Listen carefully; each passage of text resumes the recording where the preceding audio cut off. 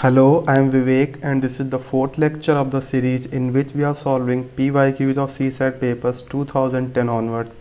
So in today's class, we'll try to solve some problems based on the concepts we have already discussed या few more problems जिनमें as such कोई concept नहीं चाहिए specific but common sense से हो जाती हैं.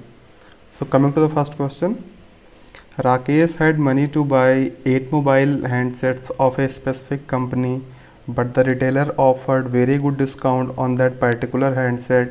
Rakesh could buy 10 mobile handsets with the amount he had. What was the discount retailer offered? Okay.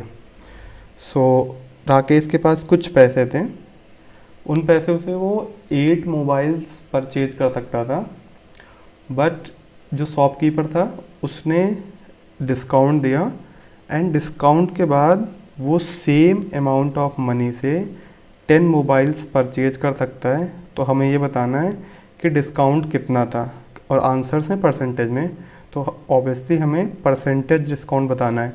And percentage ही बता पाएंगे, एक्चुअल वैल्यू बता नहीं पाएंगे डिस्काउंट की. क्यों?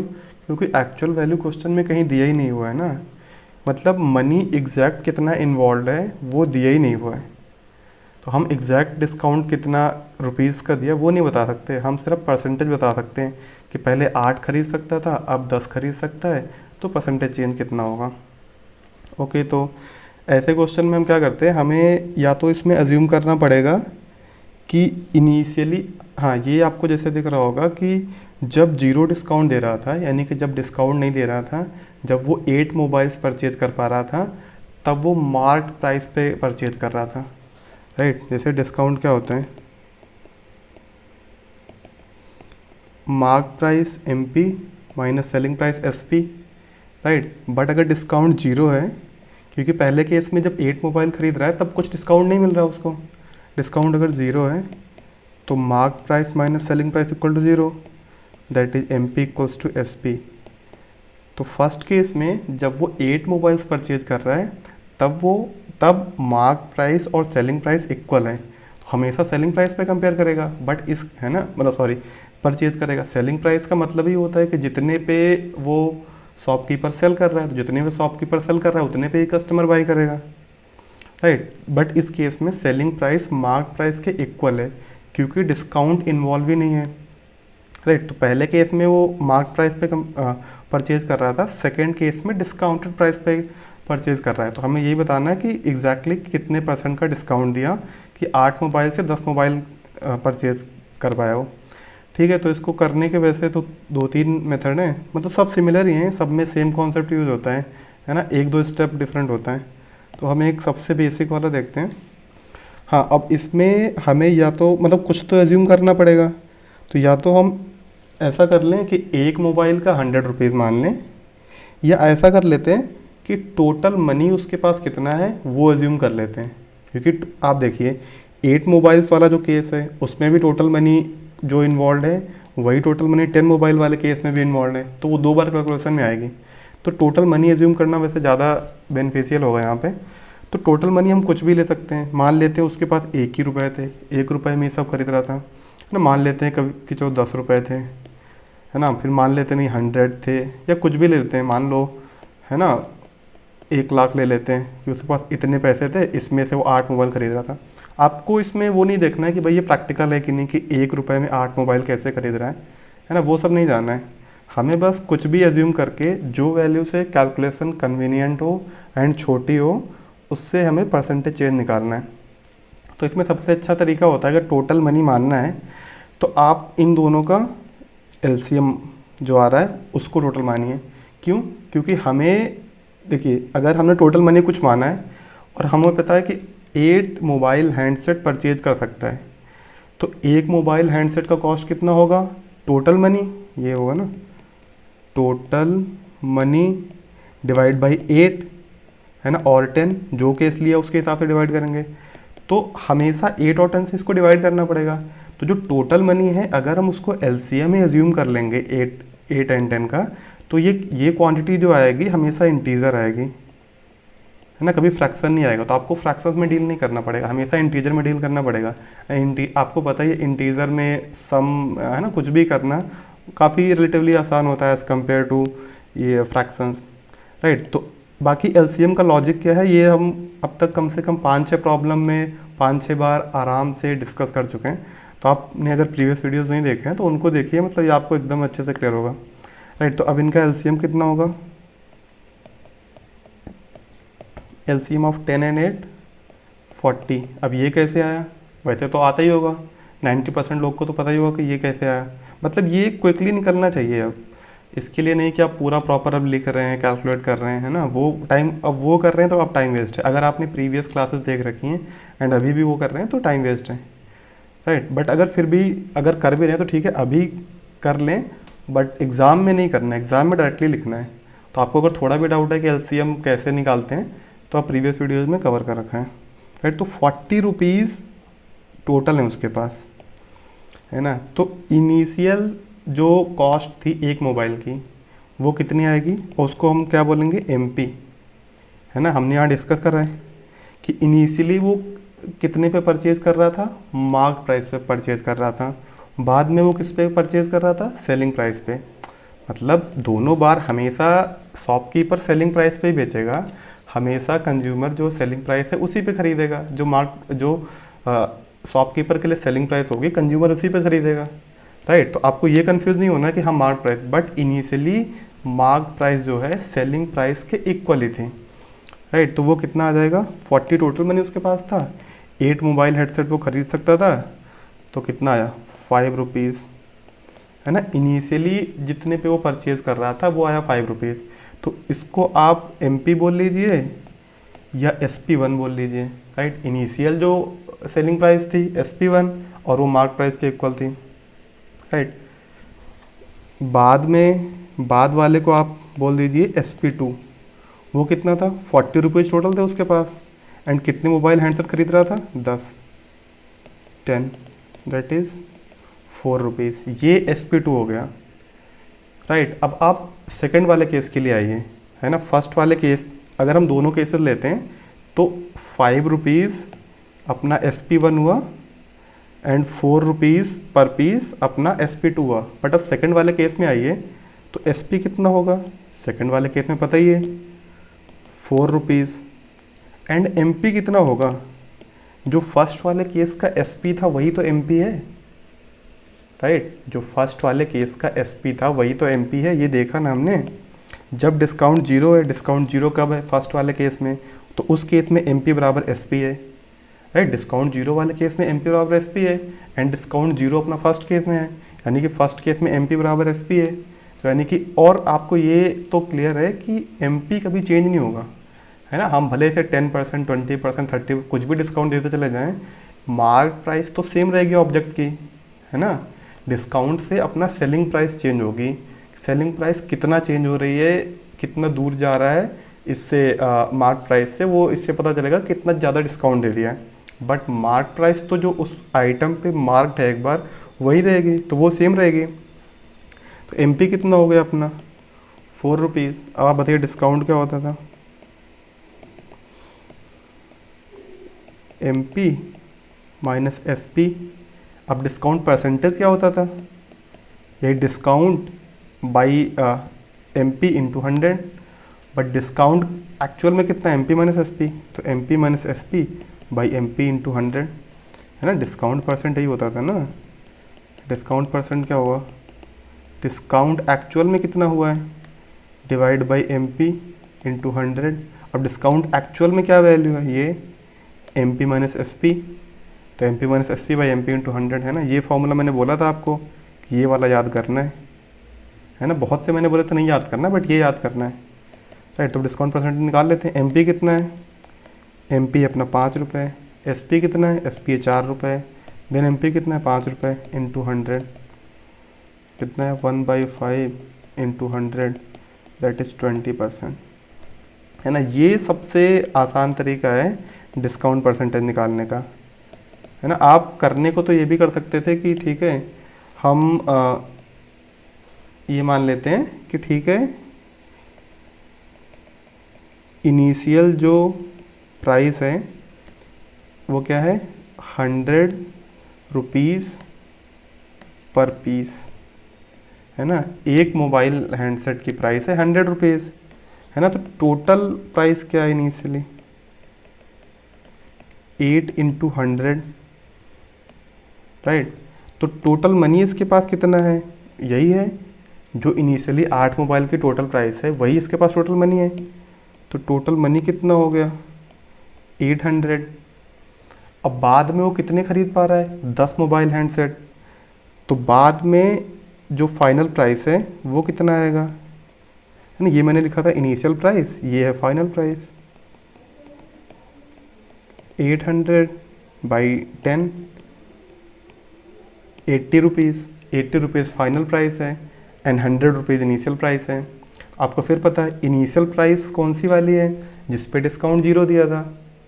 डिस्काउंट 0 वाली वो दोनों सेलिंग प्राइस ही हैं, बट ये डिस्काउंटेड है ना। 80 रुपीज़ वाली डिस्काउंटेड है, 100 रुपीज़ वाली है ज़ीरो डिस्काउंट।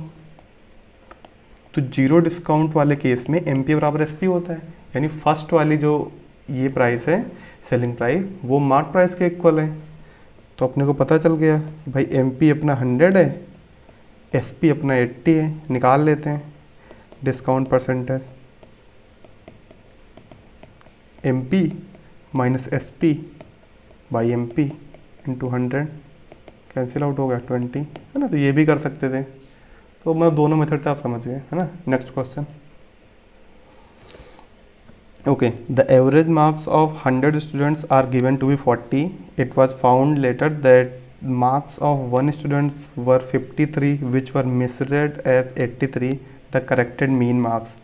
मीन का मतलब क्या होता है, एवरेज, है ना। मीन मीडियन मोड हम एक बार डिस्कस कर लेंगे थोड़ा बाद में, अभी क्योंकि उसके क्वेश्चन तो आते नहीं हैं, तो मतलब अभी नहीं कर रहे, बाद में एक बार देख लेंगे क्योंकि क्या पता कब आ जाए। बट मीन का अभी ये मतलब होता है कि आपको ये समझना है कि मीन मीन्स होता है एवरेज, ठीक है। तो एवरेज मार्क्स ऑफ 100 स्टूडेंट्स 40 हैं, तो 40 स्टूडेंट्स के मार्क्स कितने हुए, 40 स्टूडेंट्स का एवरेज मार्क्स, सॉरी 100 स्टूडेंट्स का एवरेज मार्क अगर 40 है तो टोटल मार्क्स कितने, एवरेज क्या होता है, total value divide by number of values,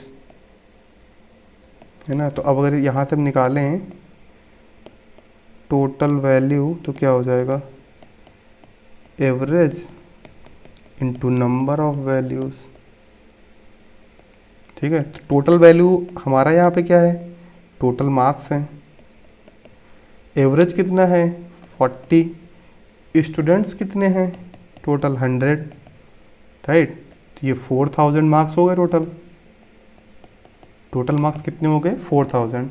अभी ये बोल रहा है it was found later that marks of 1 students were 53 which were measured as 83 the corrected mean marks. अब करेक्टेड एवरेज बताना है, तो ये जो है ये रॉन्ग एवरेज है, क्या है मतलब ये इनकरेक्ट एवरेज है।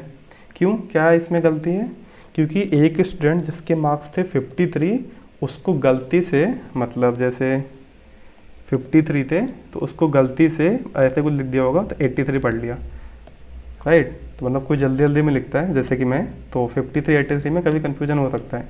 तो वैसा ही कुछ केस हुआ कि 53 मार्क्स थे एक्चुअल में बट 83 एज्यूम कर लिया। तो आप ये बताइए 53 को 83 अगर हम पढ़ लेंगे तो एवरेज इतना आना चाहिए, उससे ज़्यादा आया होगा, राइट। 53 मार्क्स हैं स्टूडेंट के, बट अगर उसको हम 83 एज्यूम कर लेंगे या 83 पढ़ लेंगे तो जितना एवरेज सही में आना चाहिए था उससे ज़्यादा आएगा। और वो जो ज़्यादा वाला एवरेज है वो कितना है, वो 40 गिवन है। तो अभी जो एक्चुअल एवरेज आएगा वो आपको दिख रहा होगा कि 40 से तो कम ही आएगा, राइट। तो ये 40 एंड 40.3 तो आप ऐसे ही निकाल सकते हो। तीसरा ऑप्शन भी है, उसको भी एलिमिनेट कर सकते हो, बट उसके लिए थोड़ा सा कैलकुलेशन करनी पड़ेगी। तो थोड़ा सा करने से अच्छा है हम प्रॉपर कैलकुलेशन ही कर लेते हैं, राइट। बट आपको इतना समझ आ रहा है कि 53 को 83 मिसरीड करने के बाद जो एवरेज आया था वो 40 है। तो अगर एक्चुअल में उसको 53 मिसरीड किया होता तो भाई 40 से तो कम ही आता है, राइट। तो अभी हम देखते हैं कि ये टोटल मार्क्स हैं गलत वाले। अब देखते हैं एक्चुअल में कितने मार्क्स हैं, है ना। हमें मार्क्स को करेक्ट करना पड़ेगा। तो 4000 तो हैं कि जिसमें गलती है, लाइक 53 को 83 अज्यूम करके जो एवरेज आया था 40, उसके करस्पॉन्डिंग जो मार्क्स है 4000 है। बट इसको करेक्ट करना है तो क्या करना है, हमें एक बार 53 लेना था, बट हमने क्या करा 53 नहीं लिया और 83 लिया। तो जो 53 नहीं लिया था उसको लेना था, उसको ऐड कर देते हैं, और जो 83 ले लिया था बट उसको नहीं लेना था उसको सब्ट्रैक्ट कर देते हैं। राइट, ये चीज़ क्लियर है। 4000 आया था बट उसमें गलती थी कि 53 की जगह 83 ले लिया था। अब हमें उसको करेक्ट करना है, तो 83 ले लिया था बट 83 लेना तो नहीं था, तो बट इस 4000 में तो 83 है, तो 83 को सब्ट्रैक्ट कर देते हैं। बट 53 छूट भी गया था क्योंकि 53 की जगह 83 लिया था और एक्चुअल में 53 लेना था, तो उसको इंक्लूड कर लेते हैं, है ना। तो ये कितना हो जाएगा, 4000 माइनस 30, 3970 आ जाएगा। राइट, 3970 फाइनल टोटल मार्क्स हैं। तो अब हमें ये बताना है कि एवरेज कितना है उनका, करेक्टेड एवरेज। तो करेक्टेड एवरेज देखिए यहाँ पे, टोटल मार्क्स बाई, है ना, टोटल कितने स्टूडेंट्स हैं। टोटल मार्क्स मतलब टोटल वैल्यू, कि हर एक स्टूडेंट के जितने मार्क्स आए सबको जोड़ दो, और टोटल स्टूडेंट मतलब नंबर ऑफ वैल्यूज़, कि भाई नंबर ऑफ स्टूडेंट कितने हैं। Total students equal to number of students. Right, तो टोटल मार्क्स हैं 3970, स्टूडेंट्स हैं 100, 39.70 आ जाएगा, है ना। B is the right answer. 39 में निकला था, बी राइट आंसर है। मीन का मतलब होता है एवरेज। राइट, नेक्स्ट पे आते हैं। A family has 2 childrens along with their parents. ठीक है, तो उसमें 2 चिल्ड्रन हैं, है ना, C1 C2 2 चिल्ड्रन हैं, ठीक है, उनके पेरेंट्स हैं। पेरेंट्स है ना, M is mother and F is father, है ना। मैंने ये कोट्स में लिखा है, आप चाहे तो पूरा चिल्ड्रन 1 चिल्ड्रन 2 मदर फादर लिख सकते हैं, मैंने कोट्स में लिखा है। आगे पढ़ते हैं। The average of the weight of the children and there mother is 50 kg। ठीक है, अभी कुछ दिया है कि जो मदर और चिल्ड्रंस हैं उनके वेट का जो एवरेज है वो 50 है। ठीक है, तो लिखते हैं mother plus child 1 plus child 2, ये कितने हुए 3, डिवाइड बाई 3, है ना।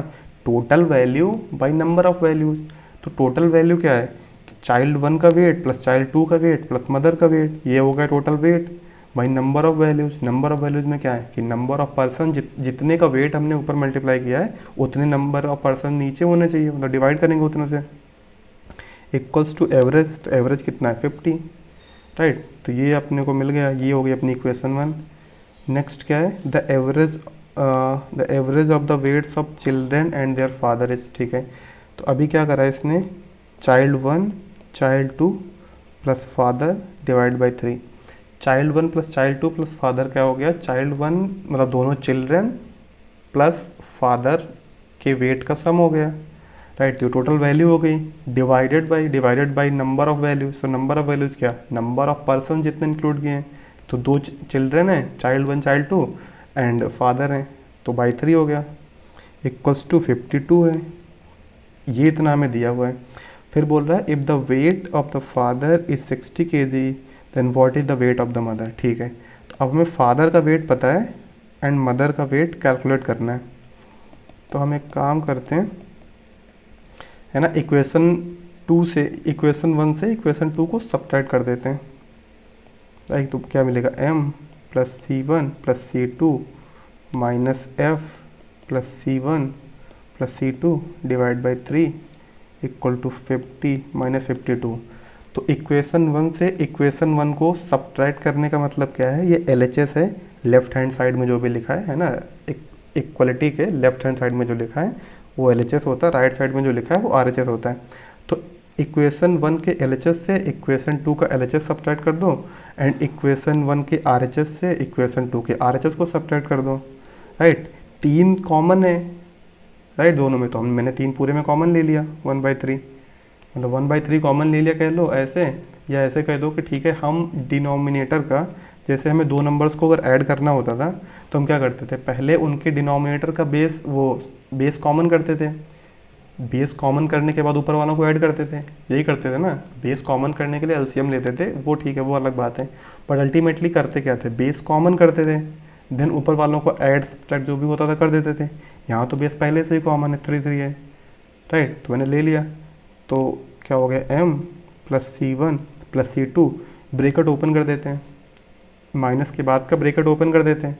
तो अब बाहर माइनस है, ब्रेकेट ओपन करेंगे सबका साइन चेंज हो जाएगा, तो सारे प्लस हैं, minus F minus C1 minus C2, है ना। अभी कोई ये मत बोलना कि भाई एफ के पहले तो कुछ नहीं लिखा है, कुछ नहीं लिखा है मतलब यहाँ पे प्लस है, राइट। ये तो पता होगा ना कि कुछ नहीं लिखा है मतलब वो पॉजिटिव है, नहीं तो नेगेटिव होता तो मेंशन करते, बट वो पॉजिटिव नंबर है इसलिए कुछ नहीं लिखा है वहाँ पे, राइट। तो अब ब्रैकेट ओपन करेंगे तो बाहर माइनस है, तो अंदर वाले सबका साइन चेंज हो जाएगा, प्लस होगा तो माइनस, माइनस होगा तो प्लस, सारे प्लस थे तो सारे माइनस हो गए, डिवाइड बाई 3 इक्वल्स टू -2, है ना। C1 C2 कैंसिल आउट हो गए, m minus F by 3 equals to -2, तो m माइनस एफ कितना हुआ, -6, दैट इज m कितना हुआ, f -6, है ना। ये हमारा इक्वेशन थर्ड मान लीजिए इसको, m इक्वल्स टू f -6। अब हमें निकालना क्या था, हमें निकालना था मदर की एज बतानी, मदर का वेट बताना था, है ना, वेट है ना, हाँ मदर का वेट बताना था, एंड मदर की और फादर का वेट पता था। तो ठीक है, तो m बराबर f -6 है, f कितना है 60 -6 54, है ना, 54 इज राइट आंसर, है ना। इसमें सबसे अच्छा मतलब और भी तरीके हैं, एक और भी तरीका है, बट सबसे अच्छा, सबसे इजी, सबसे फंडामेंटल और बिना कोई डाउट वाला, है ना, यही तरीका है। इसमें आपको बिल्कुल भी डाउट भी नहीं आएगा और इसमें आपका गलत भी नहीं होगा, है ना। ऐसे क्वेश्चंस के लिए और कोई मेथड देखने का कोई मतलब नहीं, टाइम का वेस्टेज होगा, तो और डिस्कस नहीं कर रहा, राइट। नेक्स्ट क्वेश्चन पे आते हैं। हाँ, ये है, As per agreement with the bank, a businessman had to refund a loan in some equal installments। ठीक है, business agreement, as per business agreement, है ना, बिजनेसमैन को कुछ इक्वल इंस्टॉलमेंट्स में लोन को रिटर्न करना विदाउट इंटरेस्ट, है ना। यहाँ पे इंटरेस्ट वगैरह का हमें कुछ नहीं खेल करना है, उनका पहले से ही कॉन्ट्रैक्ट था। मान लो उसने अगर 10,000 रुपये दिए तो इक्वल इंस्टॉलमेंट बनाई, इक्वल इंस्टॉलमेंट 10 20 30 जितनी भी बनाई, तो वो उसने एक्चुअल में 1000 की नहीं बनाई होगी, थोड़ी ज़्यादा की बनाई होगी। मान लेते हैं कि एक साल में देना है तो 1200 की बनाई होगी, ऐसा कुछ होगा। या हो सकता है उसने 0 इंटरेस्ट पे दे के एक साल के लिए बनाई हो, हमें उससे फ़र्क नहीं पड़ता, है ना। हमें यहाँ पे इंटरेस्ट को कंसीडर नहीं करना है, क्योंकि अगर उसने इंटरेस्ट लगाया था तो that has already been taken care by the amount, है ना। अमाउंट जो फिक्स किया है एक इंस्टॉलमेंट में, उसमें वो इंटरेस्ट था तो इंक्लूड हो गया है। तो अगर विदाउट इंटरेस्ट, ये वाला टर्म इंपॉर्टेंट है ना, इंटरेस्ट के चक्कर में आप पड़ जाओगे तो ये लगेगा ही नहीं, क्योंकि इंटरेस्ट के बारे में कुछ दिया नहीं है, न टाइम दिया है न रेट दिया है, राइट। तो या तो वहाँ से हिंट ले लो कि भाई इंटरेस्ट नहीं लगाना है, या फिर क्वेश्चन अच्छे से पढ़ लो कि इंटरेस्ट नहीं लगाना है, बस उसने जो इंस्टॉलमेंट दी हैं, मतलब जिस देते टाइम जो कॉन्ट्रैक्ट में लिखी हैं कि इतनी इंस्टॉलमेंट आपको पे करनी है, वही एग्जैक्टली उसको पे करना है ना, नो इंटरेस्ट। ठीक है, तो आगे देखते हैं। After paying 18 installments, he found that 60% of the loan was refunded. How many installments were there in the agreement? ठीक है, तो हम मानते हैं कि x इंस्टॉलमेंट थी, टोटल इंस्टॉलमेंट्स x थी, राइट। तो हमें ये बताना है कि 18 पे कर चुका है तो 60% है, तो टोटल कितनी है। अब देखिए यहाँ पे फिर से इसने कुछ अमाउंट मेंशन नहीं किया है कि एग्जैक्टली एक इंस्टॉलमेंट का अमाउंट कितना है, ये मेंशन नहीं किया है, राइट। और आपको दिख भी रहा होगा कि इसने इंस्टॉलमेंट का नंबर दिया है एंड दिया है कि इतनी इंस्टॉलमेंट के करस्पॉन्डिंग कितने % मनी पे हो जाता है। देन इसने सारे ऑप्शन में इंस्टॉलमेंट का टोटल नंबर, मतलब यहीं तो दिख रहा है कि टोटल नंबर ही पूछा इंस्टॉलमेंट्स का। मतलब आप इंस्टॉलमेंट से परसेंटेज को डायरेक्टली रिलेट करना है, आपको बीच में इसमें अमाउंट नहीं घुसाना है कि अमाउंट को भी एक नया वेरिएबल मान लिया है, उसमें ज़्यादा दिमाग लगा रहे हैं, राइट। तो आप चाहे तो इसमें डायरेक्टली देख सकते हो, या आपको चलो ठीक है अगर लिखना ही है अमाउंट, तो इसमें अमाउंट को कुछ भी ले सकते हो, कुछ भी मतलब कुछ भी, क्योंकि वो कट जाएगा। तो मान लेते हैं कि अमाउंट कितना है एक इंस्टॉलमेंट का,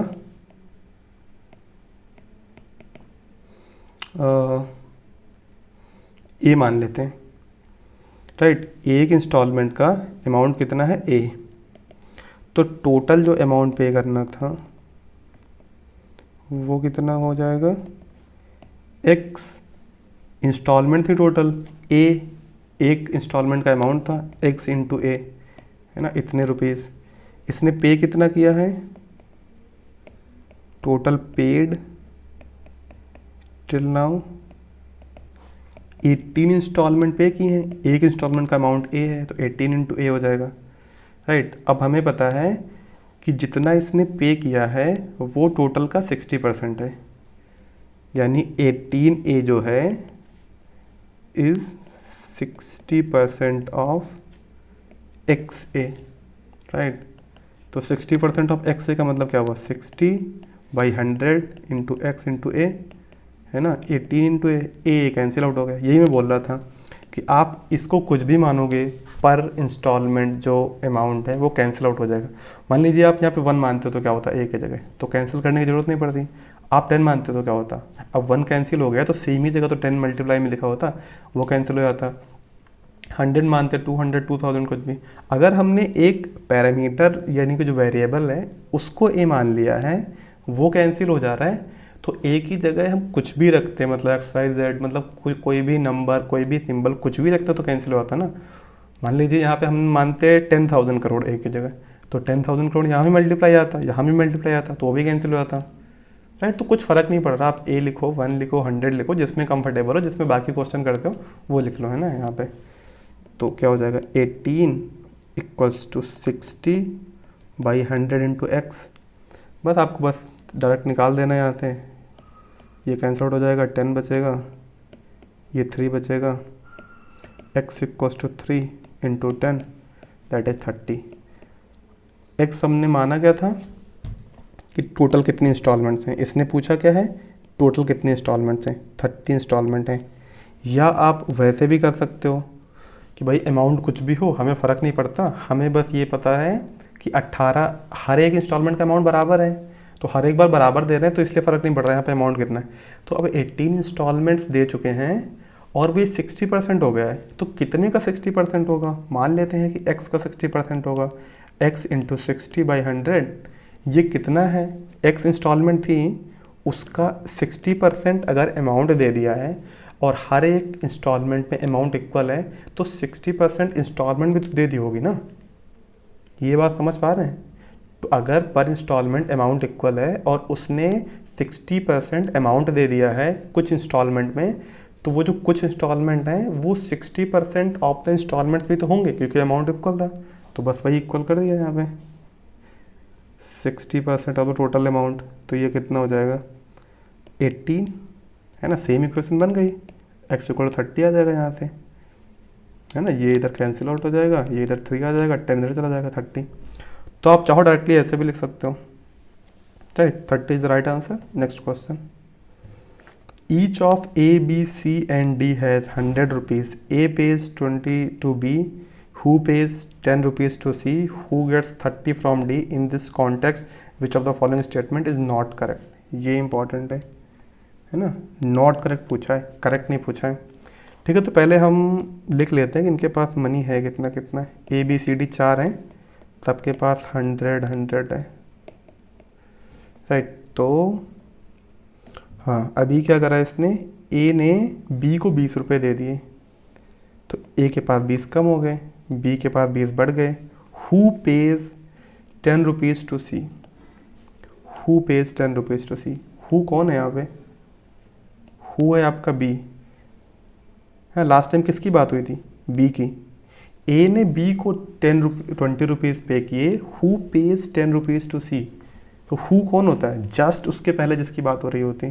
तो ए ने पे किया बी को, जिसने सी को पे किया, तो जिसने यहाँ पे बी है, जिसकी जस्ट पहले बात हो रही होती है ना, ये बेसिक ग्रामर के रूल्स आपको पता ही होंगे।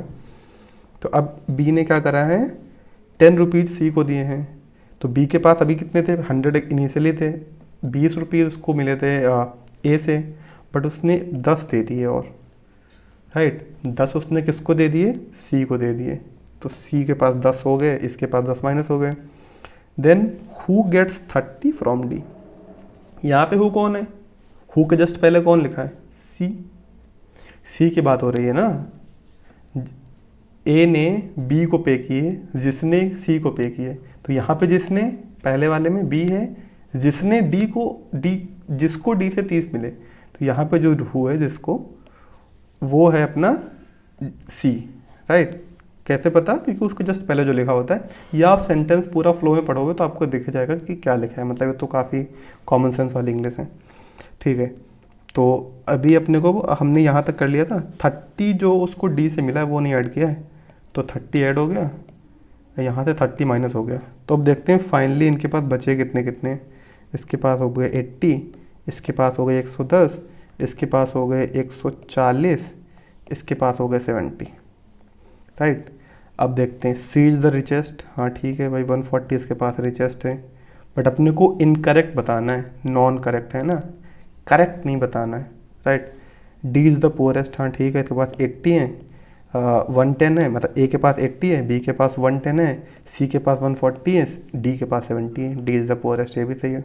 सी has more than what A and D has together, तो ए एंड डी के पास कितना है, ए प्लस डी 80 प्लस 110 190 है, और सी के पास कितना है 140 है, तो सी के पास कम है इन दोनों से मिला के, राइट। ए एंड डी बोला, ठीक है, 80 एंड 70, ए बी कर दिया था मैंने, 80 एंड 70, तो ए एंड डी के पास मिला के कितना है 150, एंड सी के पास कितना है 140, तो 150 ग्रेटर देन 140, तो यानी कि ये वाला स्टेटमेंट गलत है। और आपको याद हो तो हमें गलत ही पूछा था, ठीक है, तो डी तो होगा करेक्ट, बट देख लेते हैं, B is richer than D, हाँ बिल्कुल सही है, क्योंकि डी तो पुअरेस्ट है, तो सभी इससे रिचर होंगे, राइट। तो C is the right answer, और C is the only statement that is not correct, right. Next problem पे आते हैं। A and B are two heavy steel blocks, if B is placed on the top of A, the weight increases by 60%, how much weight will reduce with respect to the total weight of A and B if B is removed from top of ए।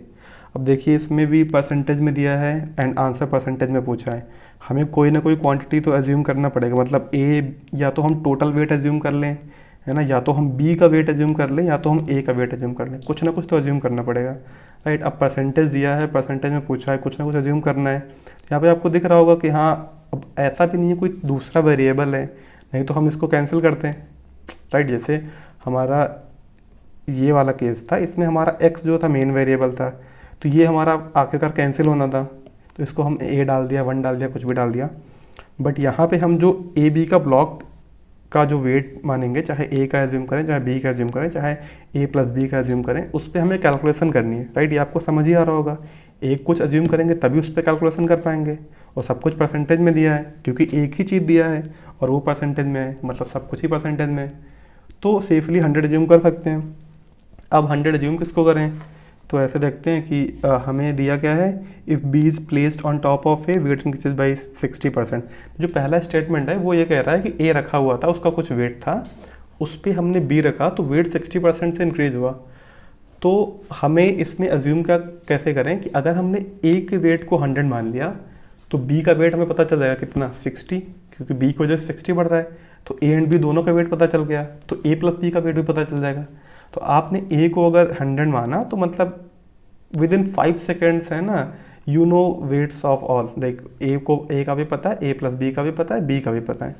आप चाहते हो तो B का भी 100 मान दे। अब अगर B का 100 माना है तो आपको एक इक्वेशन बनानी पड़ती कि ए का मानते हैं एक्स रहा होगा, क्योंकि बी का 100 डाला तो 60% बढ़ा, तो 100 यानी कि 60% है, तो एक्चुअल में कितना रहा होगा 100/60 करके निकालेंगे ए का वेट को, है ना। कुछ हो सकता है डेसिमल में भी आ जाए ना, 10/6 हो जाएगा, 5/3 करके, मतलब है ना, वो पूरा वेस्टेज है, मतलब एफर्ट उसमें लगाने की जरूरत नहीं। फिर उनको ऐड करेंगे, फिर ये भी थोड़ा सा मतलब टेढ़ा मेढ़ा सा वेट आएगा ए प्लस बी का, करने को वो भी कर सकते हैं। ये टोटल का वेट मान लिया, अब टोटल का मान लिया तो फिर से इक्वेशन बनानी पड़ेगी कि टोटल का अगर 100 है तो ए को रखने पे, ए प्लस बी रखने पे ये 160 ऐसे करेंगे। टोटल का अगर 100 है, ए का कुछ है मान लेते हैं एक्स, उसको फिर बी को रखा तो कितना हो गया 60% बढ़ गया, यानी 1.6x। अब 1.6x अपना 100 के बराबर है, तो x कुछ वैल्यू आएगी, तो फिर a का वेट निकालेंगे, b का वेट निकालेंगे। तो मतलब आप देख रहे हैं सारे ही कॉम्प्लेक्स हैं, तो जो पहला स्टेप इसमें करना है ए वाला, उसी का वेट मानते हैं, राइट, उससे सबसे आसान होगा। तो वेट ऑफ ए 100 केजी या 100 जो भी मान लीजिए, हैवी स्टील ब्लॉक है तो ठीक है भाई 100 केजी ले लो, नहीं तो 100 ग्राम लेके भी कर लेते हैं, फ़र्क तो पड़ेगा नहीं, आपको पता है आंसर में। हमें तो बस इस वाले नंबर से मतलब है ना, यूनिट ऑफ 100 केजी मानो, 100 टन मान लो, है ना, 100 मेगा ग्राम ले लो, टेरा पेटा कुछ भी ले लो, फ़र्क नहीं पड़ता है, राइट। हमें बस इस नंबर से मतलब है, क्योंकि परसेंटेज में दिया है तो सीधा सीधा कैलकुलेशन हो जाएगा, क्योंकि percentage will be equal to the value, क्योंकि 100 टोटल वैल्यू, राइट। ठीक है, तो वेट ऑफ ए है ना, और weight of A plus B कितना होगा, 60% इंक्रीज होता है। If B is placed on top of A, weight increase by 60%। तो पहले कितना था 100, बाद में कितना हुआ, ये तो 100 ओरिजिनल वाला, प्लस जो इंक्रीज हुआ, इंक्रीज कितना हुआ 60%। 60% मतलब 60/100। अब किसका 60% है, 100 का, इंटू 100, राइट। ये कितना हुआ 160। अब a प्लस बी 160, a है अपना 100, तो b का वेट कितना हुआ 160 माइनस 100, दैट इज 60। b का वेट 60 हो गया। अब हमें ये बताना है how much weight will reduce with respect to the total weight of a and b if b is removed. हाँ, अब हमें फिर से परसेंटेज निकालना है। अब इन्होंने क्या करा, a रखा था 100 kg का, उसके ऊपर b रख दिया 60 kg का, टोटल 160 kg हो गया। अब ये कह रहे हैं b को हटा दो, फिर से जैसा था वैसा कर दो, और फिर निकालो कितना परसेंट वेट रिड्यूस हुआ। तो आप तो बोलेंगे मतलब जो पहले था वही कर दिया, तो 60% बढ़ा था और 60% कम हो जाएगा, राइट। बट ऐसा नहीं है, वो जो 60% बढ़ा था वो एक रेस्पेक्ट में दिया हुआ था। उन्होंने बोला if B is placed on top of A the weight increase by 60%। तो वो 60% इंक्रीज किसके रेस्पेक्ट में है, ये काफ़ी ज़्यादा ऑब्वियस है कि ए के ही रिस्पेक्ट में तो है।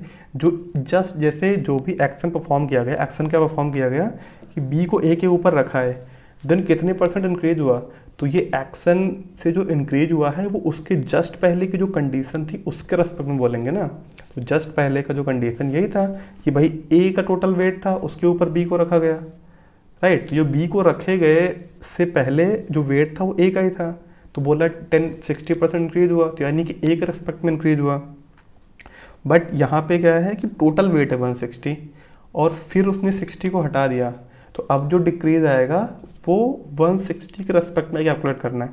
अगर ये ना भी दिया होता, जैसे इस क्वेश्चन में तो दिया है कि with respect to total weight how much weight will reduce with respect to total weight, ये टोटल वेट लिखा हुआ है। अगर ये ना भी लिखा होता तो भी आपको with respect to total weight ही कैलकुलेट करना पड़ता है, राइट। बट क्योंकि वहाँ पे थोड़ा कन्फ्यूजन हो जाता तो इसलिए उन्होंने दे दिया है कि अभी 160 है, इसको हटाओ, ए बी को हटाओ 160 में से, और देन कैलकुलेट करो कि कितना वेट रिड्यूस हुआ है with respect to total weight, right. तो हम देख लेते हैं कितना रिड्यूस हुआ है।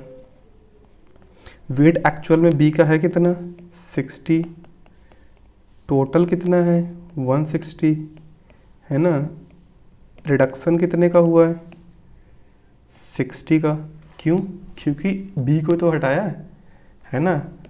परसेंटेज रिडक्शन 60 कम हुआ है with respect to 160 into 100। Percentage आप कैसे निकालते हैं कि कोई क्वांटिटी है, वो एक क्वांटिटी ए जो है वो क्वांटिटी बी का कितने परसेंट है, तो कैसे निकालेंगे ए बाई बी इंटू 100, यही कर देना। पहले निकालते हैं कि ए जो है बी का कितने फ्रैक्शन है। जैसे मान लीजिए कोई बोल दे कि भाई 3/4 है, तो 3/4 है का मतलब क्या हुआ 3/4 इंटू 100 दैट इज 75%। 3/4 75% 0.75 टाइम्स, ये सब एक ही बात है ना, राइट। परसेंटेज में कि हम ऑलरेडी 6-7 क्वेश्चन कर चुके हैं, और मतलब परसेंटेज तो ऐसा है कि बार बार आता रहेगा, तो ये बेसिक्स तो आपको पता ही होंगे कि मतलब परसेंटेज लिखते कैसे हैं। 60 जो है 160 का कितने परसेंट है, तो ऐसे पता चलेगा 60/160 इंटू 100। अभी निकाल लेते हैं कितना आता है, ये कैंसिल आउट हो जाएगा, बाकी मल्टीप्लाई कर लो 600/16, 37.5 आ जाएगा। अभी आप ऊपर नीचे कैंसिल आउट करके वो तो कर ही सकते हैं, मतलब फाइनल आंसर तो निकाल ही लेंगे यहाँ से, राइट। तो 37.5%, ये D is right answer. Next problem, In an examination, A has scored 20 marks more than B. If B has scored 5% less marks than A, how much B scored? ठीक है, ऐसा एक एग्ज़ाम में A के marks जो हैं B के marks से 20 ज़्यादा हैं, देन ये बोल रहा है कि B के जो मार्क्स हैं वो A के मार्क्स से 5% लेते हैं। मतलब इसने सेम क्वांटिटी दी है, सिमिलर क्वांटिटीज़ दी हैं दो, कि A से B के कितने कम हैं 20, एंड वो बी के मार्क्स ए से 5% लेते हैं। तो हमें इन दोनों को रिलेट करके एक्चुअल बताना है कि टोटल बी ने कितना स्कोर किया। तो अब हाँ, अभी आपको ये दिख रहा होगा कि आप यहाँ 100 नहीं मान सकते। क्यों? मतलब दो तीन तरीके देखने के। पहली बात तो इसने एक्चुअल मार्क्स दे दिया है, 20 मार्क्स इन्वॉल्व है, तो एक्चुअल मार्क्स जहाँ भी इन्वॉल्व है 100 नहीं मान सकते। दूसरा ये तरीका देखने का, क्योंकि इसने पूछा भी तो है ना कि बी ने एक्चुअल में कितना स्कोर किया। अब अगर मान लीजिए आपने यही एज्यूम कर लिया कि बी ने टोटल 100 स्कोर किया, तो क्वेश्चन ही खत्म हो गया, राइट। मतलब ये सब सिर्फ अगर आपको कन्फ्यूजन है तो देखने के तरीके हैं, बाकी इसमें कोई कन्फ्यूजन होना नहीं चाहिए, क्योंकि उसने बी के मार्क्स ही तो पूछे हैं। 100 कैसे एज्यूम कर लोगे यार? उसने बोला 5% कम है, वो 20% है, तो 100 कैसे एज्यूम कर लोगे उसको, राइट। ठीक है, तो हम क्या करते हैं, हम एक्स एज्यूम करेंगे यहाँ पे, और किसी को भी कर सकते हैं। ए के मार्क्स को कर सकते हैं, बी के मार्क्स को कर सकते हैं, बट हमें जब पूछा बी के मार्क्स है तो उसी को एज्यूम करते हैं, क्योंकि ए के मार्क्स को एज्यूम करने में दो नुकसान है। पहला कि हमें एक्स कैलकुलेट करेंगे, देन देखेंगे कि एक्स के रिस्पेक्ट में, जैसे मान लेते हैं कि एक्स हमने लिया ए का जो मार्क्स हैं, देन बी के मार्क्स कुछ आ गए, मान लेते हैं कि एक्स माइनस 20 तो कम है ना। बी के मार्क्स और ए के मार्क्स में 20 का डिफरेंस है, एक्स माइनस 20। तो पहले एक्स कैलकुलेट करेंगे, देन देखेंगे भाई एक्स मान लो आया 400, तो एक्स माइनस 20 करेंगे कि 380। तो थोड़ा मान लेते हैं 2-3 सेकंड लगेगा, मतलब वो ज़्यादा टाइम नहीं है। ज़्यादा नुकसान ये हो सकता है कि हम एक्स माने बी ए के मार्क्स को, और वो आंसर में भी दिया हो। फॉर एग्जांपल इस केस में अगर आंसर आता है 400, मतलब अगर एक्स की वैल्यू आती है 400 ए के मार्क्स को एक्स मानने पे, और वो आंसर में भी दिया है, हम उसको टिक करके चले आएँ और -20 करके जो 380 राइट आंसर आना था वो टिक ही ना करें, ये बहुत बड़ा ब्लंडर हो जाता है। और ये हो जाता है, आपके साथ भी हुआ ही होगा बहुत बार। तो मतलब सेफ रहने के लिए हमेशा जो पूछा है उसको अगर मान सकते हैं, ट्राई करना चाहिए कि उसी को ज़ूम करें। तो ठीक है ना, ये सब कुछ हम कर नहीं रहे, है ना। बी के मार्क्स को मान लेते हैं एक्स, तो ए के मार्क्स कितने हो गए, एक्स प्लस 20 दिया हुआ है ना। A has score 20 marks more than B, तो ए के मार्क्स पता चल गए। अब बोल रहा है B has scored 5% less marks than A. तो अगर बी ने ए के मार्क्स से 5% लेस स्कोर किया है, तो किया कितना है, 95% किया है ना। बी के मार्क्स जो हैं ए के मार्क्स से 5% कम स्कोर किया है, 5% कम है, तो बी के मार्क्स हैं कितने, जब 5% कम है तो 95% है ना। अगर 90% होते तो 10% कम होते। अगर मान लो 30% कम स्कोर किया है तो क्या 70% मार्क्स होते। अगर मान लो बी ने 40% कम स्कोर किया है ए से, तो यानी ए के 60% तो करा है ना, तभी तो 40 वाला बचा है। तो यहाँ भी वही है कि अगर 5% कम स्कोर किया है तो 95 तो स्कोर किया ही है। तो बस वही कर देते हैं कि जो एक्स है, यानी कि बी के जो मार्क्स हैं वो 95% है। 95% मतलब क्या, 95 इंटू 100, और किसकी 95% है, एक्स प्लस 20 यानी कि ए के मार्क्स के, है ना। हमारी इक्वेशन बन गई, इसको सॉल्व कर लेते हैं, है ना। ये कैंसिल होकर कुछ तो 19 बनेगा, X equals to 19/20 X plus 20, है ना। क्रॉस मल्टीप्लाई कर देते हैं, मतलब इसको 20 को इधर भेज देते हैं। 20x इक्वल्स टू 19x प्लस 20 इंटू 19, एक्स इक्वल्स टू 380। हाँ देखिए वही आंसर आया, मतलब मुझे आंसर पता था पहले से तो मैंने ऐसे लिया, बट ठीक है 380 आंसर है। अब अगर ए के, ये हैं बी के मार्क्स, है ना। ए के अगर मार्क्स अपन लिखें तो कितना हो जाएगा, 380 प्लस 20 400। तो अगर आप x जो है ए के मार्क्स को अज्यूम करते तो आंसर आता x, मतलब x आता 400, फिर अपने को x माइनस 20 करना था, बट उसमें से कम बहुत से लोग भूल जाते हैं कि भाई -20 भी करना था, और वो x के वैल्यू 400 देखते ही खुश हो जाता है कि आंसर आ गया, लगाओ निकलो, राइट।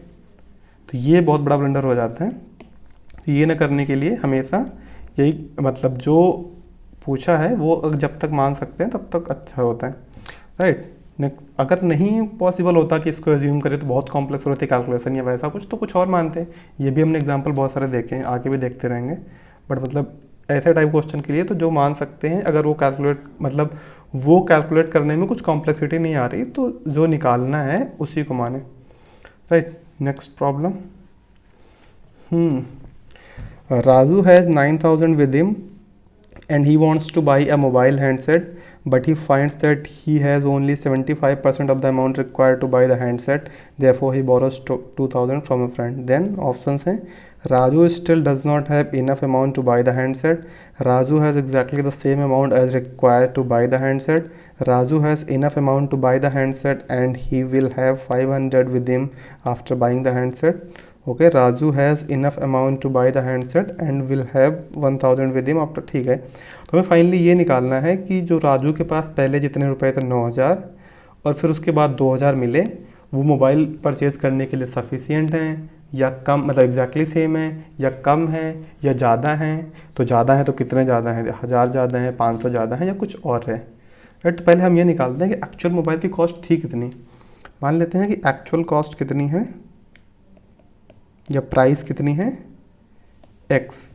ये बोल रहा है कि इसके पास 9000 है और ये 75% of the amount required to buy the handset, right. यानी कि ये प्राइस का 75% ही है ना। मान लीजिए 100 रुपये कोई चीज़ है और आपके पास 75 रुपये ही हैं, तो यानी कि आपके पास उसको परचेज़ करने के 75% अमाउंट ही है। तो अब ये वाला चीज़ पे यूज़ कर लेते हैं जल्दी से कि x, अब x का 75% मतलब इंटू 75/100 है ना। एटलीस्ट अब तक टोटल सेशंस मिला के 20 टाइम्स तो ये लिख ही चुके होंगे कि x है या कोई भी नंबर है उसका इतने परसेंट निकालना है। तो मतलब क्या, 75% निकालना है मतलब इंटू 75/100, 60% है इंटू 60/100, 40% है इंटू 40/100, 90% है इंटू 90/100। तो इसमें कोई डाउट नहीं होना चाहिए। x इंटू 75/100 इक्वल्स टू कितना, अब ये अमाउंट अपने को दिया हुआ है क्योंकि 75% वाला क्या है, जो राजू के पास है। 75% मनी वही मनी है ना जो राजू के पास है। मोबाइल हैंडसेट का 75% मनी राजू के पास है और राजू के पास एक्चुअल में एग्जैक्ट कितना मनी वो भी दिया हुआ है कि 9000 है। ठीक है, तो इसको करते हैं x इंटू 75/100 इक्वल्स टू 9000। ठीक है, तो कट कर देते हैं 3 4 300, तो 3000 आएगा, सॉरी, तो ये 12000 आ जाएगा। तो एग्जैक्ट कितना चाहिए था, 12000 उसको चाहिए था टोटल मोबाइल, मतलब मोबाइल ख़रीदने के लिए उसको 12000 चाहिए थे, बट उसके पास 75% ही थे। और 75% कितने थे, 75% मतलब 9000 थे। ठीक है, उसने अपने फ्रेंड से लिया 2000, तो अब कितना हो गया टोटल मनी विद राजू। 9000 पहले से थे, है ना, 9000 पहले से थे, 2000 और लिया, कितना हो गया 11000। मोबाइल कितने का था, प्राइस 12000, तो उसके पास क्या है 1000 रुपये का शॉर्टेज है। उसके पास टोटल 9000 थे, 9000 75% था टोटल मोबाइल की जो कॉस्ट थी उसका, तो मोबाइल की कॉस्ट उस हिसाब से आई अपनी 12000। उस 12000 मतलब ठीक है, फिर 9000 थे उसके पास टोटल, उसने 2000 अपने एक फ्रेंड से लिए, उसके पास हुए 11000। बट अभी भी आप देख रहे हैं कि 12000 जो मोबाइल के लिए चाहिए था वो कंप्लीट नहीं हुआ। तो अब ऑप्शंस क्या है, Raju still does not have the enough amount to buy the handset, correct answer. अभी भी नहीं है भाई, उसके पास 1000 और चाहिए उसको। नेक्स्ट भी देख लेते हैं, Raju has exactly same amount, नहीं 1000 कम है उसके पास। Raju has enough money to buy the handset and he will have 500 with him. जब उतने ही नहीं है बाई करने के लिए, 500 कहाँ से एक्स्ट्रा आएंगे, है ना। इसमें तो बोल रहा है 1000 एक्स्ट्रा आएंगे, कोई मतलब ही नहीं है, राइट। तो A is the right answer. Next problem, Rakesh and Rajesh together bought 10 balls and 10 rackets. ठीक है, कोई रैकेट है टेनिस या कुछ ही का, बैडमिंटन का, अब ठीक है टेनिस का होगा, बॉल्स एंड रैकेट है तो, and 10 balls. Then Rakesh spent 1300 and Rajesh spent 1500. If each racket costs 3 times as the ball does, then what is the price of the racket? ठीक है, अभी आप देखिए हमें दिया हुआ है कि उन दोनों ने मिलके 10 बॉल्स एंड 10 रैकेट खरीदा। तो हमें सेपरेटली नहीं दिया हुआ है कि किसने कितना खरीदा, कि मतलब यही नहीं दिया हुआ है कि राजू ने इतनी बॉल इतनी रैकेट खरीदी, मतलब राकेश ने इतनी बॉल इतनी रैकेट खरीदी एंड राजेश ने इतनी बॉल्स इतनी रैकेट खरीदी, ये नहीं दिया हुआ है। और इसीलिए वो पूछा भी नहीं है हमसे, मतलब वो निकाल भी नहीं सकते।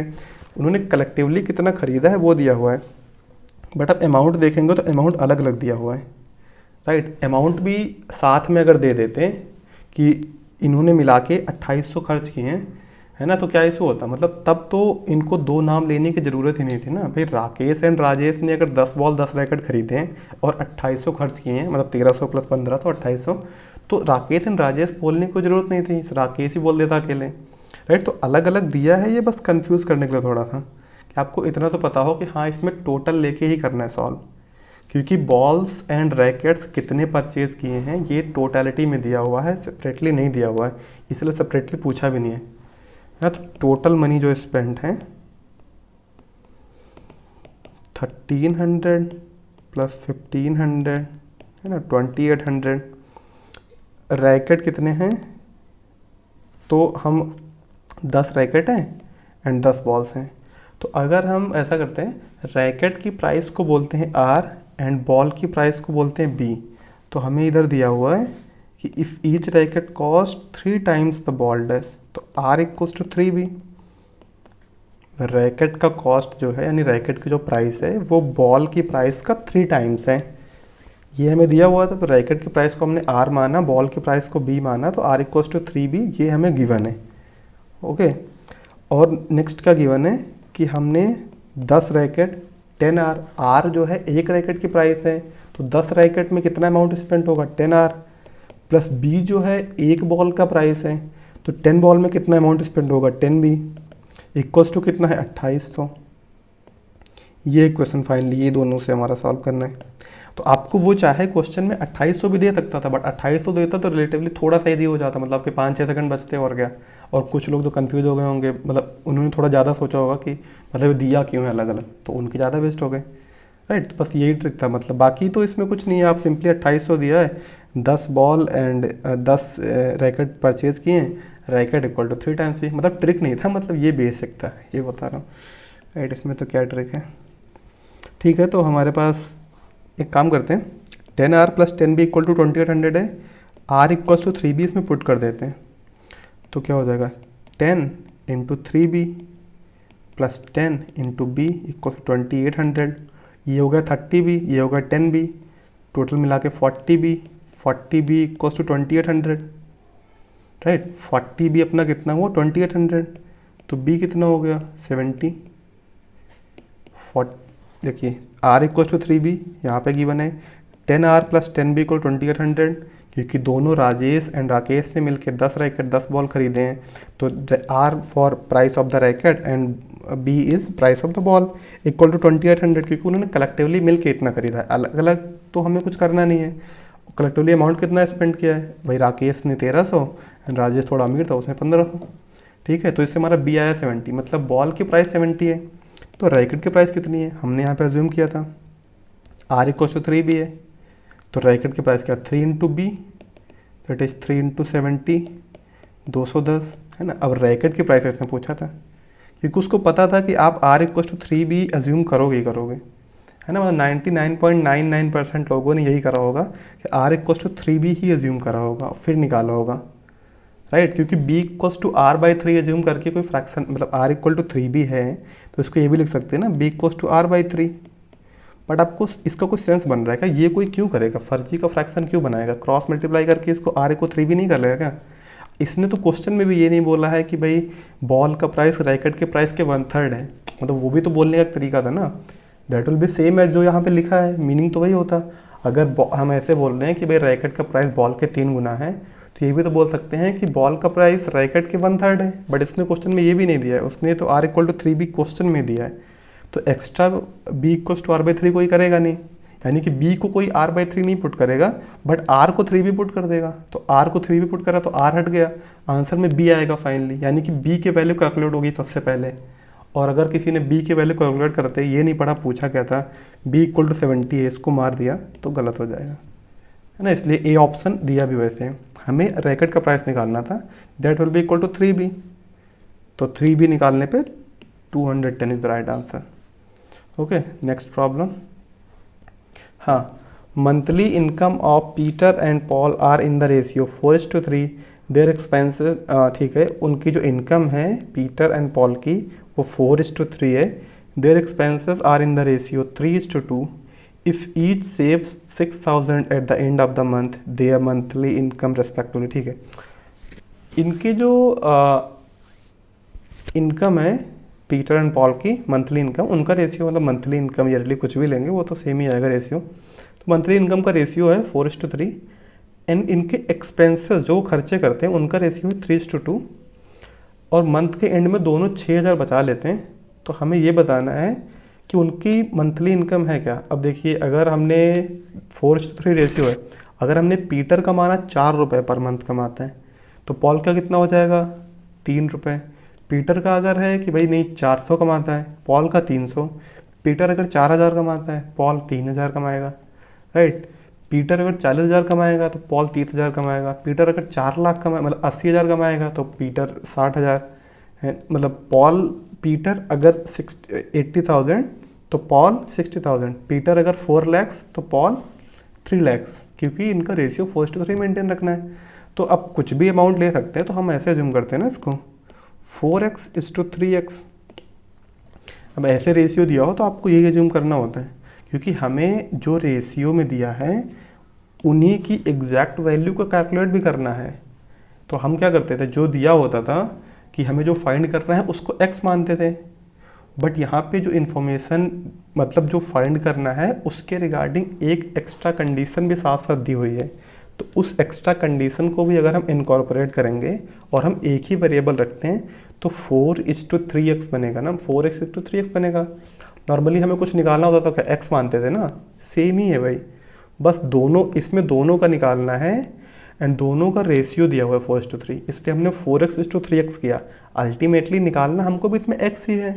x निकाल लिया, अगर मान लो x आ जाता है अपना 2,000 तो हम बता देंगे कि भाई 2,000 × 4 यानी कि 8,000 इसकी हो जाएगी पीटर की। पॉल की कितनी हो जाएगी 3 × 2,000 दैट इज़ 6,000।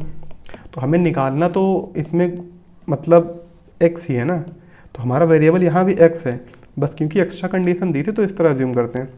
तो 4x एंड 3x इनकी वो है इनकम है। एक्सपेंसेस का क्या रेशियो है 3:2। सेम कॉन्सेप्ट सेम लॉजिक से इनके एक्सपेंसेस हम मान लेते हैं 3y:2y। अब इसको भी 3x:2x नहीं मानेंगे, है ना। रीज़न वैसे तो आपको पता ही है रीज़न है, ये एक बार डिस्कस कर चुके हैं, बट फिर मतलब ऐसा है ना कि ये जितना यहाँ पे मल्टीपल आएगा भाई, इनकम अगर 4 का 1,000 टाइम है तो कुछ ज़रूरी थोड़ी है कि एक्सपेंस इसका 1,000 टाइम हो, ऐसा कहीं दिया तो है नहीं। तो जब तक कोई वेरिएबल हो सकता है इक्वेशन सॉल्व करने के बाद x = y आ जाए तो 3x और 2y मतलब एक्सपेंसेस को 3x और 2x मानना भी सही हो सकता है, ये हो सकता है, हम नॉट डिनाइंग कि हो ही नहीं सकता। बट अभी तक तो हमें ऐसा कुछ नहीं दिया है ना कि भाई वो उनका जितने से वो मल्टीप्लाई होगा उतना से वो भी मल्टीप्लाई होगा, है ना, ऐसा कुछ दिया तो है नहीं, तो हम इसको डिफरेंट ही मानेंगे। फिर देखते हैं कि ये क्या सेम आ जाता है। क्या सेम आ जाता है तो क्या होगा कि जो लोग इसको सेम मानते वो उनका मेथड गलत होता सॉल्व करने का, बट उनका आंसर सही आ जाता। तो ठीक है, हम देखते हैं। तो क्या फिर दिया है, if each save 6,000 at the end of the month their monthly income respectively are in. ठीक है, फिर सेविंग दी है, तो सेविंग क्या होता है, इनकम माइनस एक्सपेंसेस, यही होता है ना सेविंग। तो अब पीटर का देखते हैं पहले। पीटर की इनकम कितनी है 4x माइनस उसकी सेविंग एक्सपेंसेस कितने 3y इक्वल्स टू सेविंग उसने कितने की 6,000, है ना, ये एक इक्वेशन बन गई। पॉल का देखते हैं, पॉल का इनकम कितनी है 3x, एक्सपेंसेस कितने हैं 2y, income minus expenses equal to saving, right, ये इक्वेशन यूज़ कर रहा हूँ। अब 4x हमने यहाँ मान रखा है पॉल का, पीटर का, एंड पॉल का 3x मान रखा है, एंड पीटर के एक्सपेंसेस हैं 3y, पॉल के एक्सपेंसेस हैं 2y, वही कर रहा हूँ सॉल्व, इक्वल टू 6,000। तो आप देख रहे हो कि ये इधर बराबर है, यानी कि ये दोनों चीज़ें बराबर हैं, और ये भी 6000 है इक्वल टू 6000, और ये भी 6000 है इक्वल टू 6000। तो या तो आप ऐसे कह लो कि भाई इसको इक्वेट कर देते हैं, या फिर ऐसे कह लो कि एक इक्वेशन 1 से इक्वेशन 2 को सबट्रैक्ट कर देते हैं, तो RHS में 0 आ जाएगा। तो दैट इज इक्वल टू, जैसे मान लीजिए a minus b equal to 0 implies what, a equals to b, है ना। तो अगर हम ऐसा करते हैं कि सॉरी उधर कुछ पता नहीं कौन सी आवाज़ आ गई थी, ठीक है। तो हाँ, हम यहाँ पे थे 6000, इधर भी मतलब फर्स्ट इक्वेशन का भी RHS 6000 है, एंड सेकंड इक्वेशन का भी RHS 6000 ही है। तो हम या तो ये कर दें कि दोनों के LHS को इक्वेट कर दें, या तो इसको दोनों को एक दूसरे से, मतलब इक्वेशन 1 से इक्वेशन 2 को, या इक्वेशन 2 से इक्वेशन 1 को सबट्रैक्ट कर देते हैं, RHS ऑटोमेटिकली 0 हो जाएगा, दैट इज इक्वलिटी होल्ड करेगी ना। ये बता दिए कि RHS 0 हो रहा है, LHS में 1 माइनस 2 है, तो यानी 1 इक्वल्स टू 2, मतलब थिंग 1 इक्वल टू थिंग 2, या नंबर 1 इक्वल टू नंबर 2। ठीक है, अब माइनस ही कर देते हैं। तो 4x minus 3y minus of 3x minus 2y equals to 6000 minus 6000, right. ये कैंसिल आउट हो जाएगा, यहाँ पे आएगा 4x minus 3y minus 3x plus 2y equals to 0। तो ये यहाँ से 4x माइनस 3x x और 3y माइनस 2y, मतलब minus of 3y plus of 2y। तो अगर माइनस कॉमन ले लेंगे तो माइनस 3y माइनस 2y बचेगा ना, इक्वल्स टू 0। तो ये क्या हो जाएगा, x minus y equals to 0, है ना। यहाँ से देखिए 4x minus 3y minus of 3x minus 2y, हमने ये ब्रेकेट ओपन किया, माइनस का प्लस, प्लस का माइनस हो गया, तो 4x माइनस 3x x हो गया। देन 3y माइनस 3y और 2y में मैंने माइनस कॉमन ले लिया, माइनस कॉमन लेने के बाद 3y माइनस 2y बचा, यानी कि माइनस y हो गया। या आप ऐसे कह दो 3y माइनस 2y, बचपन में जैसे करते थे, 3y minus 3y plus 2y है, तो अब दोनों के साइन अपोजिट हैं, तो इनको माइनस कर देंगे एक दूसरे से, तो बचा 1। अब साइन किसका लगाएंगे, यही ऐसे तो करते हैं ना कि दोनों का साइन अगर सेम है तो जोड़ देंगे, और सेम है तो भाई साइन दोनों का सेम है वही लगा देंगे। बट अगर दोनों के साइन डिफरेंट है तो हम उसको घटा देंगे, और साइन किसका वाला लगाएंगे, यूज़ करेंगे, साइन उसका यूज करेंगे जो बड़ा है। तो 3 बड़ा है ऑब्वियसली 2 से, तो इसका था। तो वो जैसे भी आप करें, मतलब ये तो आ गया होगा कि ये माइनस वाई आएगा। तो x minus y equal to 0, तो यहाँ से स्टार्ट करते हैं, x minus y equal to 0 है ना, यानी कि x इक्वल्स टू वाई। अभी हमें पूछा क्या था, इनकी एक्सपेंसेस पूछा था, तो इनकी इनकम पूछा था। तो इनकम निकालने के लिए हमें क्या करना पड़ेगा, हमें x निकालना पड़ेगा।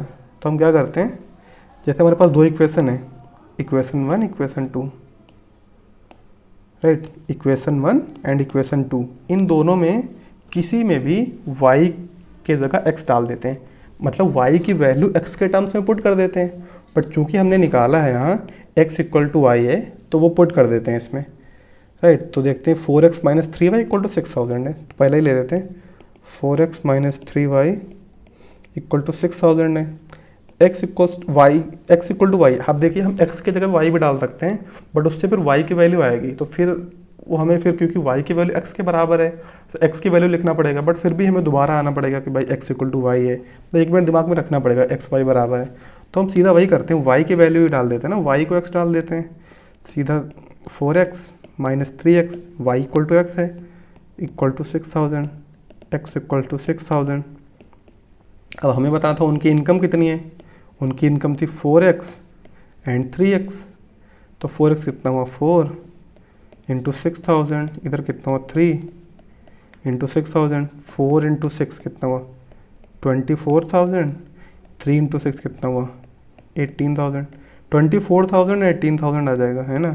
पीटर की 24000, पॉल की 18,000, है ना। पीटर के पास ज़्यादा इनकम थी, पॉल की कम थी, 4:3 था, तो 24 एंड 18, है ना, ए is the right answer. Next problem पे आते हैं। अ काऊ कॉस्ट मोर देन 4 गोट्स, ठीक है, बट लेस देन 5 गोट्स, ठीक है। एक काऊ है, उसकी कॉस्ट 4 गोट से तो ज़्यादा है, बट 5 गोट से कम है। If a goat cost more than 600, ठीक है, 600 एंड 800 के बीच में गोट की कॉस्ट है ना, if a goat cost between 600 and 800 which of the following is most valid conclusion. ठीक है, इसमें एग्जैक्ट आंसर नहीं निकालना है, इसमें आपको कंक्लूजन एग्जैक्ट निकालना है, मतलब एक कंक्लूजन निकालना है। वैसे तो सच इसमें कुछ अर्थमेटिक का, मतलब ऐसा अर्थमेटिक का कोई बहुत बड़ा कॉन्सेप्ट नहीं लग रहा, डायरेक्टली अर्थमेटिक का है भी नहीं, है ना, ये सब LR वगैरह में आते हैं, बट ठीक है यहाँ पे भी ले लिया है, अर्थमेटिक LR का इंटरसेक्शन ही है। तो ठीक है, हम लिखते हैं गोट की कॉस्ट को G से डिनोट करते हैं एंड काऊ की कॉस्ट को C से डिनोट करते हैं। ये क्लियर है, राइट। तो गोट जो काऊ की कॉस्ट है वो क्या है अपनी दी हुई है, 5 गोट से तो कम है बट 4 गोट से ज़्यादा है। एंड गोट की कॉस्ट क्या है, 800 से 600 के बीच में है, राइट। तो अब गोट की हम क्या करते हैं, पहले मिनिमम कॉस्ट वाला यूज करते हैं इक्वेशन। ये अपने को दिया है कि काऊ की कॉस्ट 5 गोट से कम है, 4 गोट से ज़्यादा है, एंड गोट की कॉस्ट 800 से कम है एंड 600 से ज़्यादा है। तो पहले हम मिनिमम वाला यूज करते हैं। तो अब इस इक्वेशन 1 में अगर हम एज्यूम करते हैं, वैसे जी का एग्जैक्ट 600 तो नहीं हो रहा, बट 600.00 कुछ भी होगा, क्योंकि जस्ट ग्रेटर देन है, ग्रेटर देन इक्वल टू नहीं है, बट ठीक है हमें लिमिटिंग केस निकालना है ना, क्योंकि हम अभी ये नहीं बोल रहा हूँ यहाँ इक्वलिटी ले, जी को अगर मैं 600 पुट कर रहा हूँ तो मैं ये नहीं बोल रहा हूँ कि मैं इक्वलिटी को एज्यूम कर रहा हूँ, राइट। मैं बस ये बोल रहा हूँ कि जी को 600 होता तो कितना आता, उससे ज़्यादा होगा, और जी अगर 800 होता तो कितना आता, उससे कम होगा, राइट। तो जी को अब डालते हैं 600, तो क्या हो जाएगा 4 इंटू 600, काऊ 5 इंटू 600, 2400 से 3000, ऐसा आया। अभी क्या करना है, गोट को, क्योंकि गोट की भी तो रेंज है, 800 तक भी हो सकता है, मतलब 800 से जस्ट कम होगा, बस 800 से कम होना है, कितना भी क्लोज जा सकता है। पुट करते हैं इसको, देखते हैं, काऊ 4 इंटू 800, 5 इंटू 800, यही दिया हुआ है। ये क्या हुआ 3200, ये कितना हुआ 4000।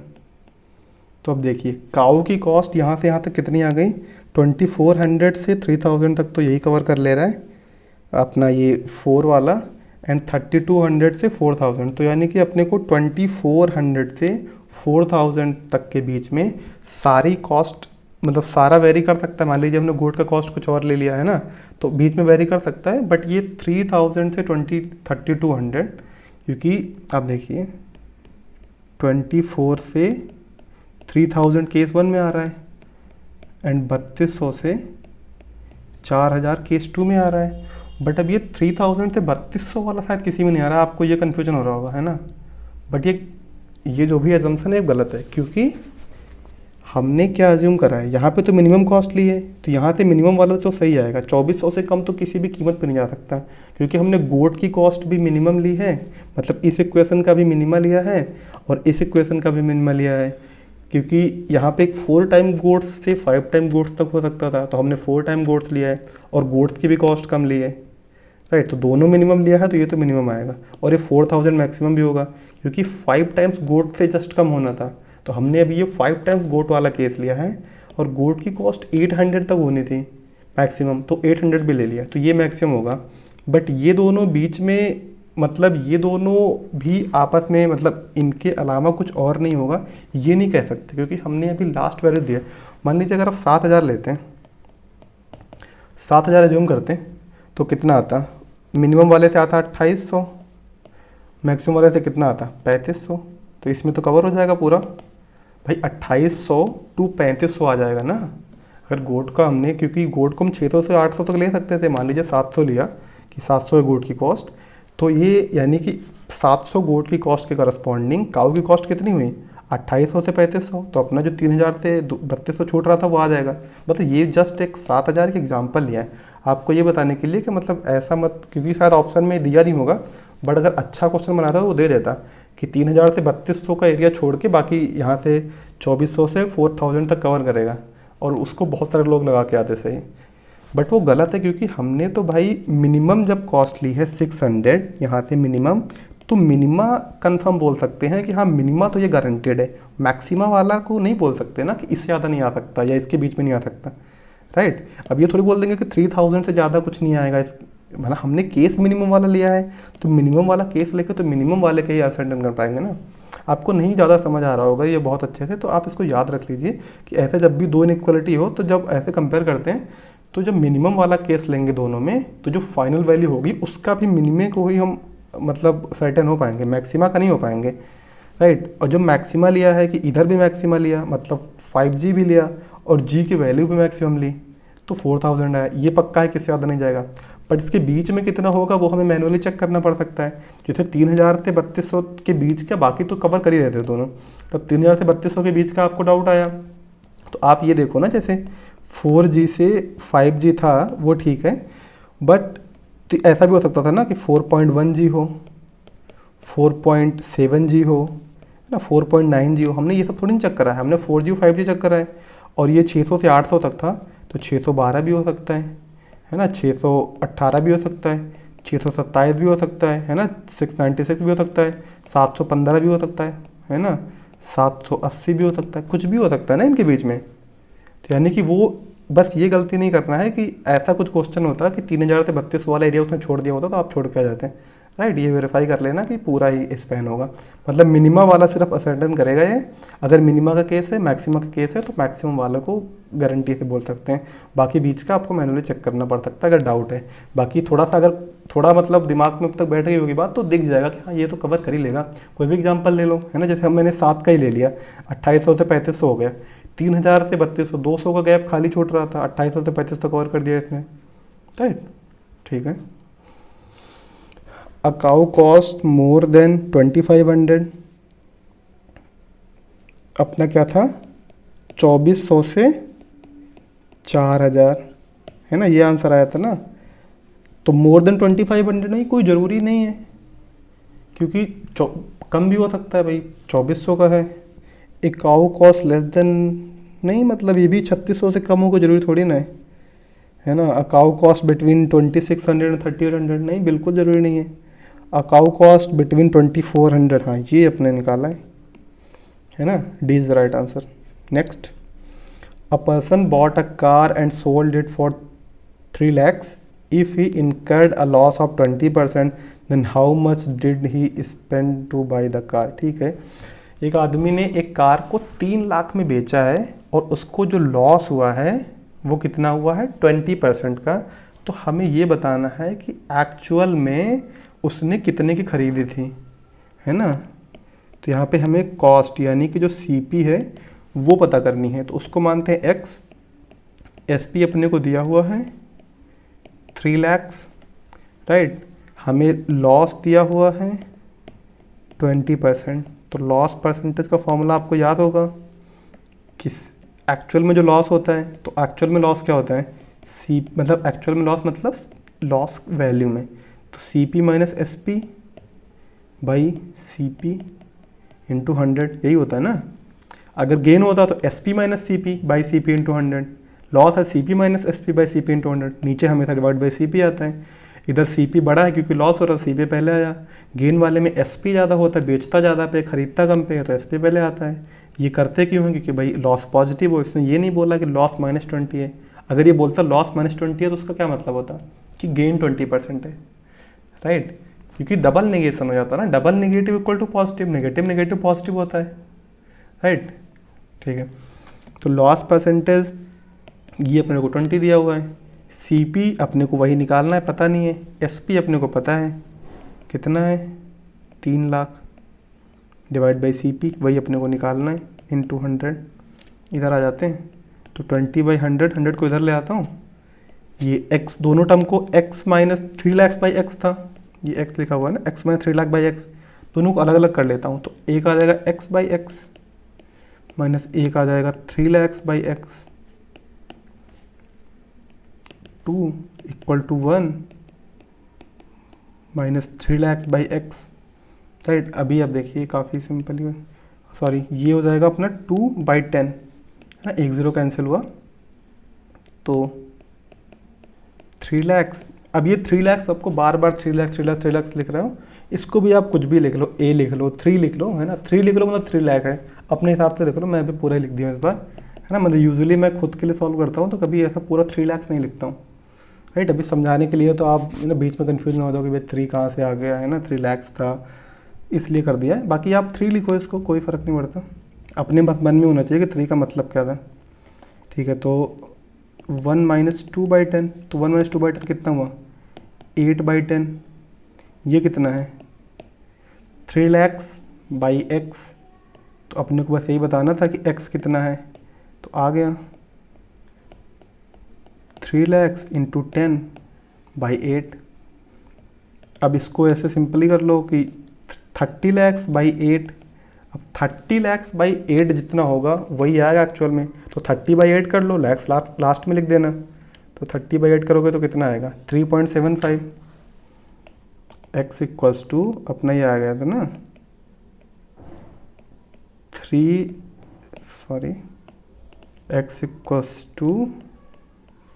lakhs into 10/8। अब जैसे मैं बोल रहा था कि बार बार के 3 lakhs नहीं लिखता हूँ, 3 lakhs नहीं लिखता हूँ, अभी तक लिख दिया। मान लो इस स्टेप पे हम 3 lakhs को हटाते के ऐसे 3 लाख लिख देते हैं।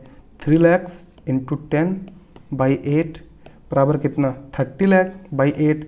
अब 30/8 आप डिवाइड कर सकते हो, 3.75 आ जाएगा, है ना, 3.75 lakhs। तो 3.75 lakhs का मतलब क्या, 375,000, है ना। ये हो गया अपना आंसर, देखते हैं। ये D 3,75,000 is the answer. 3.75 lakhs मतलब 3,75,000 is the answer. Next question पे आते हैं। If you have 2 straight sticks of length 7.5 feet and 3.25 feet, okay, what's the minimum length can you measure. ठीक है, अपने पास एक स्टिक है 7.5 फीट की, दूसरी स्टिक है 3.25 फीट की। तो हमें ये बताना है what is the minimum length that we can measure. तो ठीक है, अब एक काम करते हैं, अगर ये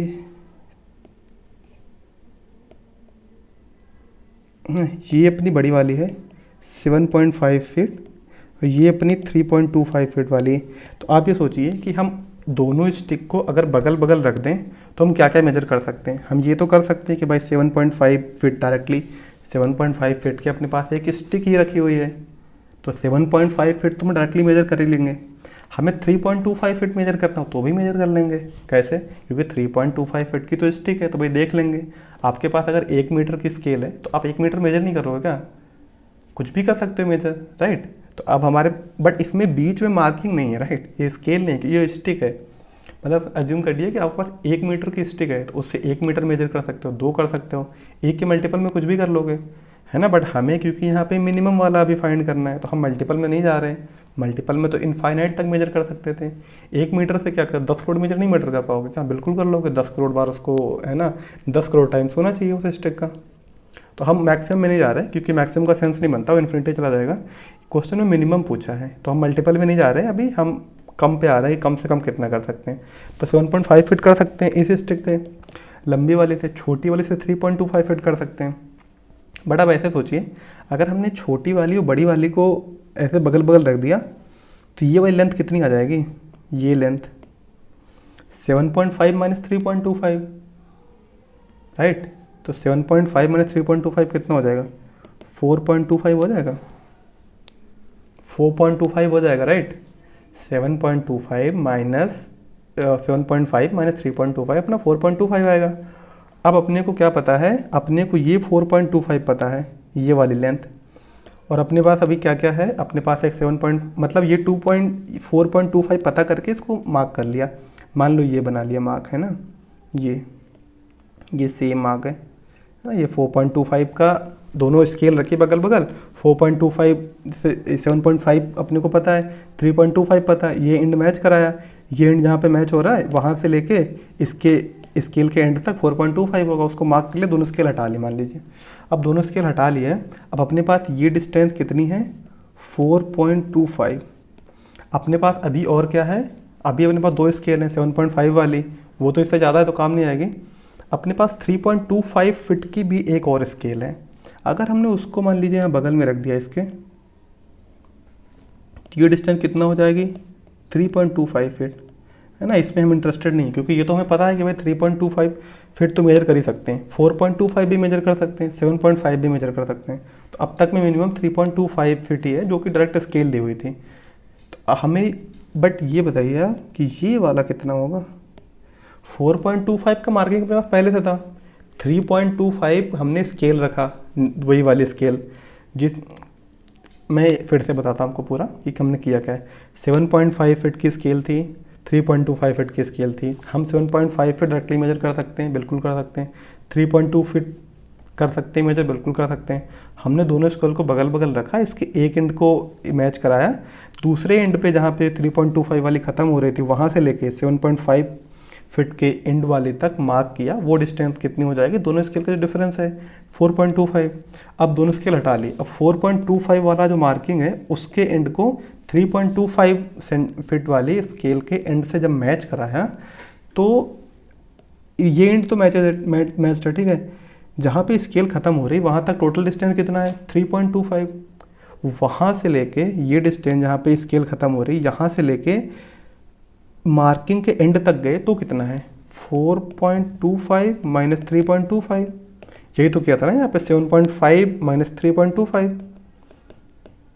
सेम वही यहाँ भी कर दिया, तो ये 1 फीट आ गया, ये 1 फीट आ गया, राइट। तो हम ये भी मेजर कर लेंगे। अब मान लीजिए हमने फिर से स्केल हटा लिया और 1 फीट मेज़र कर रखा है।